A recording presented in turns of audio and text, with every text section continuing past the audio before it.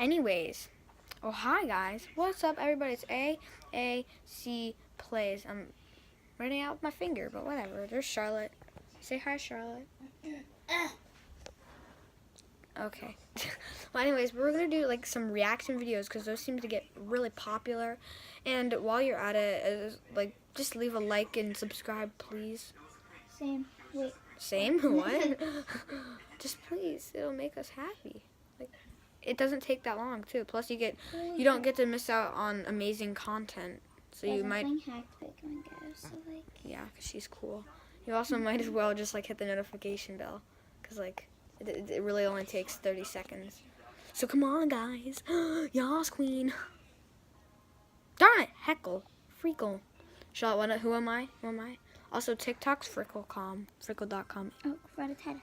Fricklecom. I was looking for a car to buy for my son for his 18th birthday. I was searching all the typical car websites, cars.com, eBay Motors.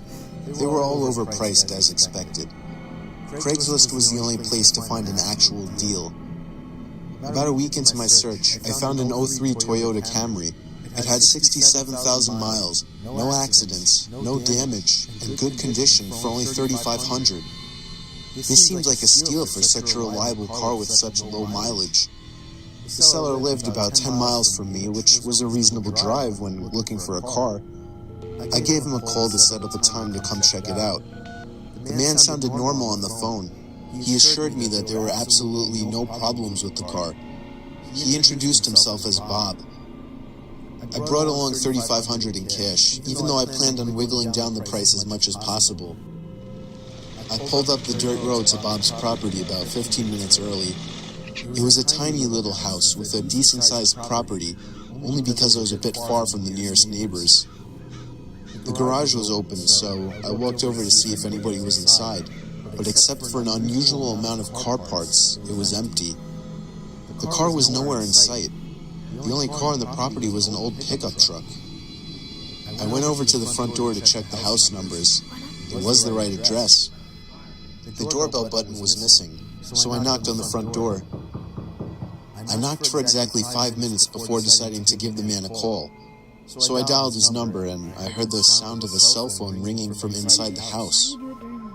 I was extremely confused at this point. Now I knew I had the right house. I didn't understand why, if he was home, why he wasn't answering. I decided I had to take a peek through one of the windows to see if anybody was inside. Peering through the glass, I couldn't really see much as it was pretty dark inside the house. I saw a very old-fashioned dining room set, but across from that, I saw somebody standing at the back door of the house, staring outside. I figured that must have been Bob, so I knocked on the window, but he didn't even move. There was no gate or anything to the backyard. It was just a wide-open yard, since this wasn't a rural area. I simply walked around the house to the backyard. I didn't understand how he couldn't hear me.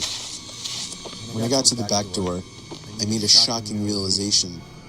The figure standing by the door was a taxidermied human being.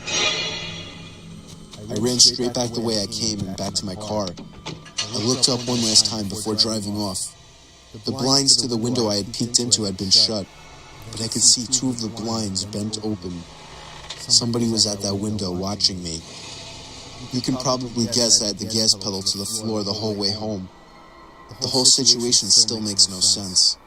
All the car parts, the fact that there was no Toyota Camry, the taxidermied human being, the fact that there was no car there leads me to believe that whoever that man wasn't planning on selling me anything. And that also leads to the disturbing thought that I was very close to becoming a lifeless statue staring out that man's back door. I don't even want to watch the rest of it because I'm just scared because it was a jump scare at the end of the video. Did you hear that? Did you hear that story, Charlotte? What happened? I was on tour trying to find some really deep websites. I was in a chat room where people normally shared links to deeper websites and weird pictures and videos, commonly illegal pornography. Some guy named Vintage XXX posted a link without describing what it was. I clicked on it, and it took me to a black screen where a big video box eventually popped up with a play button. The video thumbnail was a dark room, only lit by a TV screen. Out of curiosity, I clicked play and began to hear the sound of TV static in the background as lines of static slowly swam down the video screen. There was no seek bar on this video. Then, I noticed something slowly begin to emerge from behind the wall. It was a figure dressed in all black with some kind of black mask on as well. I started to suspect it was a jump scare video, and I thought I was right when the figure leaped out and ran to the screen in less than a second. It still got me, even though I was expecting it, but then it got strange. The person had their face in front of the screen, slowly moving around as if he could see me and was observing me. Then I heard a crackly, demonic voice say something. It came from the video. It repeated itself, and I could make the phrase out to be, "Ask me something." I was really confused. I tried typing something, but there was nowhere to enter text. Then he said, "No, not the keyboard. Say something." I felt my heart punch the inside of my chest as he said this. I opened my mouth and mumbled the words, "You can hear me?" It responded with, "Yes." I was uncomfortable now. I thought it was a video. I pressed pause, but it didn't do anything. He said, "Don't try to leave. I want to talk." I tried moving the mouse to the exit button, but the mouse was frozen. In fact, none of the keys were responding on my keyboard. There was a long moment of silence before my webcam began flashing as if it were on, and my face popped up on the screen. "There, I got a picture of you now. Now just hang on while I get your address, and then we can meet." I started to panic, smashing every key on the keyboard, spazzing the mouse, but it did nothing. I had my finger on the power button, but it also didn't do anything. The computer wouldn't turn off. The voice was saying crazy things like, "You're stuck here. I will find you. Don't even bother." I snatched the screwdriver sitting on my desk, unscrewed the 4 screws on the bottom of my laptop, and took out the battery. The computer finally turned off. I was gasping for air as if I just ran a marathon. My heart was pounding 5 times as fast as it should have. I have since left my laptop off after that, and have resorted to using my desktop as my main computer. I'm sure by now nothing will happen. He definitely didn't have enough time to get my address.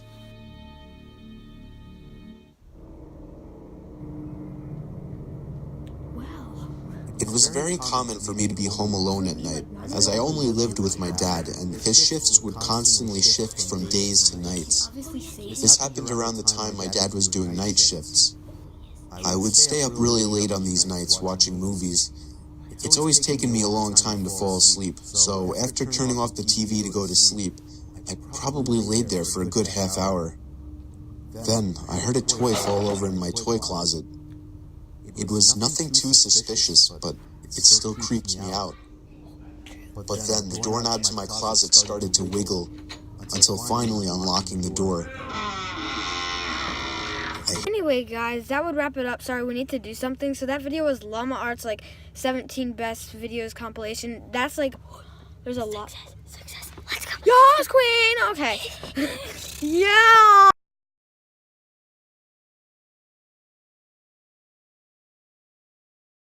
Mille fois que j'ai compté mes doigts, où t'es